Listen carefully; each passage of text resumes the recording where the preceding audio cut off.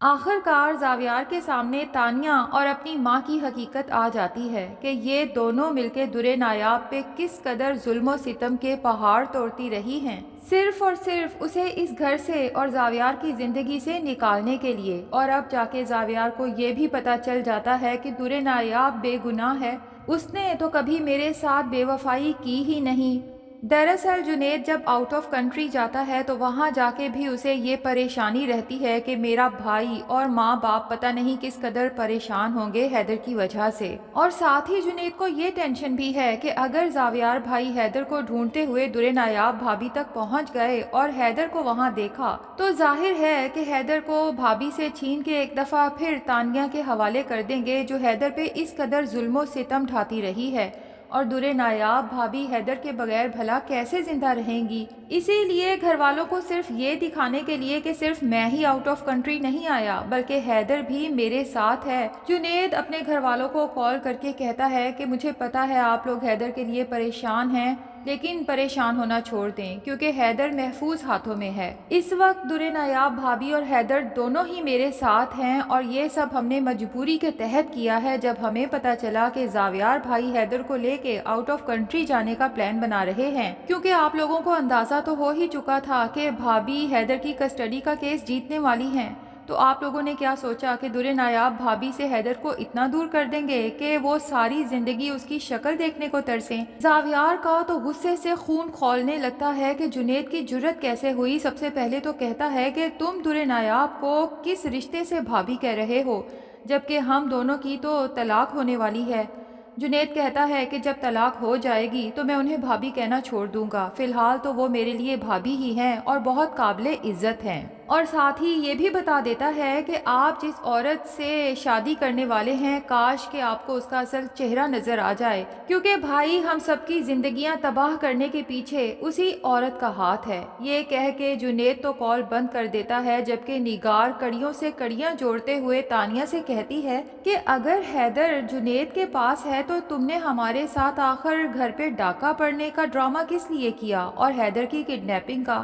اور پھر یہ کہ جنید کو کیسے پتا چلا کہ تم اور زاویار نکاح کر کے حیدر کو لے کے آؤٹ آف کنٹری جانے والے ہو؟ تانیہ تو ابھی بھی جھوٹ کا سہارا لینا چاہتی ہے، لیکن اس دفعہ جمیلہ ماسی ہمت کر کے تانیہ کا سب راز کھول دیتی ہے کہ تانیہ بی بی مزید جھوٹ بولنا چھوڑ دیں، اور پھر زاویار کے سامنے نہ صرف تانیہ بلکہ اس نگار کی حقیقت بھی بتا دیتی ہے۔ زاویار کے سامنے وہ تمام جولری اور چیکس لا کے رکھ دیتی ہے جو تانیہ نے یہ سب کام کرنے کے لیے جمیلہ اور لقمان کو دیے تھے، اور ہاتھ جوڑ کے معافی مانگتے ہوئے کہتی ہے کہ ہم نے اس سب میں تانیہ کا ساتھ ضرور دیا ہے، لیکن ان پیسوں یا جولری کی لالچ میں نہیں بلکہ ایک معصوم بچے کو اس کی ماں سے ملانے کے لیے، کیونکہ آپ کو تو نہیں پتا کہ تانیہ بی بی حیدر پہ کس قدر ظلم و ستم ڈھاتی تھیں۔ آپ کے سامنے حیدر سے محبت کا ڈرامہ کرتی تھیں جبکہ سارا دن حیدر سرونٹ کوارٹر میں پڑا روتا تڑپتا رہتا تھا۔ اور پھر جب جمیلہ زاویار کو بتاتی ہے کہ آپ کو تو کچھ اندازہ ہی نہیں کہ صرف حیدر ہی نہیں بلکہ آپ کی بیوی درے نایاب پہ بھی اس گھر میں کتنے ظلم و ستم ہوئے ہیں،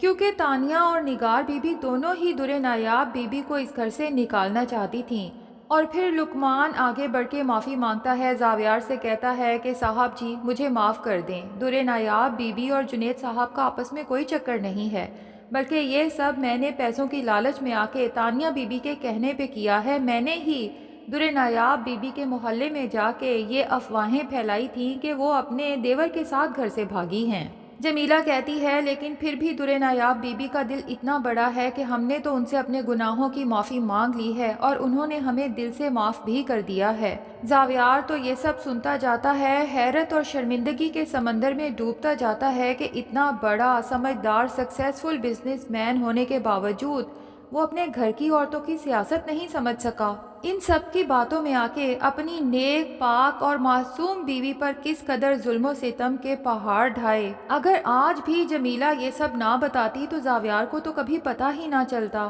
زاویار کو تو جیسے چپ لگ جاتی ہے، جبکہ نگار بھی اپنے سارے راز کھلنے کے بعد اس قدر شرمندہ ہوتی ہے کہ اپنے شوہر اور بیٹے سے نگاہیں ہی نہیں ملا پاتی، کیونکہ تانیہ بھی نگار کی تمام باتیں کھول کھول کے زاویار کو بتا دیتی ہے کہ چلو میں نے تو تمہیں حاصل کرنے کے لیے درے نایاب کے خلاف اتنی سازشیں کی، لیکن اپنی ماں اور بہن سے تو پوچھو کہ انہوں نے صرف در نایاب ہی نہیں بلکہ اپنے سگے بیٹے کا گھر برباد کیا، اس کے اوپر اتنا ظلم و ستم کیا، آخر کس وجہ سے؟ زاویار کو تو بس چپ لگ جاتی ہے، کسی سے بات ہی نہیں کرتا، اپنے آپ کو ایک کمرے میں قید کر لیتا ہے اور سارا دن روتے ہوئے گزارتا ہے کہ اب وہ اگر در نایاب کا سامنا کرے بھی، اس سے معافی مانگے بھی تو کس منہ سے؟ در نایاب تو آخری لمحے تک کہتی رہی کہ زاویار یہ سب جھوٹ ہے، میرے خلاف سازش ہے، لیکن زاویار نے در نایاب پر زندگی کو اتنا تنگ کر دیا کہ اسے آدھی رات کو اپنے بیٹے کو لے کے گھر چھوڑنا پڑا۔ اب تانیہ کو تو اندازہ ہو جاتا ہے کہ زاویار یہ سب سچائی جاننے کے بعد مجھ سے کبھی شادی نہیں کرے گا۔ اس پر تو پاگل پن کے دورے پڑنے لگتے ہیں، کبھی رونے لگتی ہے، کبھی خود کو پیٹنے لگتی ہے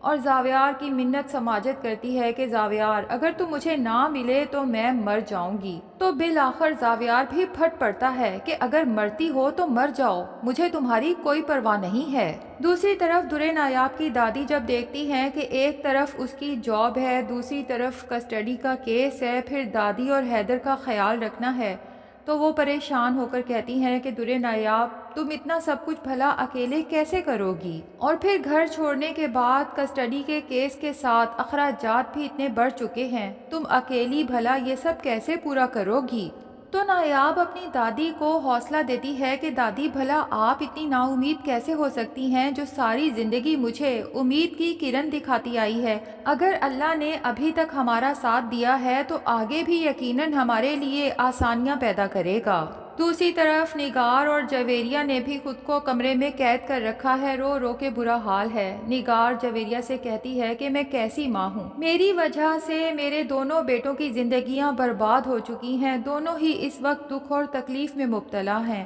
ایک اولاد میری اتنی دور جا کے بیٹھ گئی ہے، پتہ نہیں کہاں کہاں بھٹک رہی ہے، جبکہ جنید کو تو ابھی ہمارے سہارے کی ضرورت تھی اور دوسری پاس ہو کے بھی میلوں دور لگتی ہے۔ تو جویریہ اپنی ماں کو مشورہ دے گی کہ موم اب ایک ہی طریقہ ہے جس کے بعد ہم نہ صرف زاویار بھائی کا دل اپنی طرف سے صاف کر سکتے ہیں بلکہ اس گھر کی خوشیاں بھی لوٹ سکتی ہیں۔ اگر ہم در نایاب بھابھی سے کانٹیکٹ کر کے اپنے کیے کی معافی مانگیں، مجھے پورا یقین ہے کہ وہ اتنی صاف دل کی ہیں کہ ہمیں فوراً معاف کر دیں گی، اور اگر وہ حیدر کو لے کے اس گھر میں واپس آ جاتی ہیں تو مجھے یقین ہے کہ زاویار بھائی بھی ہماری تمام غلطیوں کو معاف کر دیں گے اور ان کی زندگی میں خوشیاں بھی لوٹ آئیں گی، کیونکہ زاویار بھائی در نایاب بھابھی سے بہت محبت کرتے ہیں۔ تو ناظرین اب ہوگا یہی کہ نگار در نایاب سے کانٹیکٹ کر کے اپنے کیے کی معافی مانگے گی اور اسے گھر واپس آنے کا کہے گی، جبکہ دوسری طرف تانیہ جب دیکھے گی کہ زاویار اور در نایاب پھر سے ایک ہونے والے ہیں اور اس کی تمام پلاننگز ملیا میٹ ہو چکی ہے، تو لگتا یہی ہے کہ وہ خود ہی اپنی جان لے لے گی اور اپنے کیے کی سزا اسے خود اپنے ہاتھوں مل جائے گی۔ تو ناظرین آپ میں سے کون کون اس ڈرامے کی ہیپی اینڈنگ کا بے چینی سے انتظار کر رہا ہے، کمنٹ سیکشن میں ضرور بتائیں۔ ویڈیو پسند آئی ہے تو لائک اور چینل کو سبسکرائب بھی ضرور کر لیں۔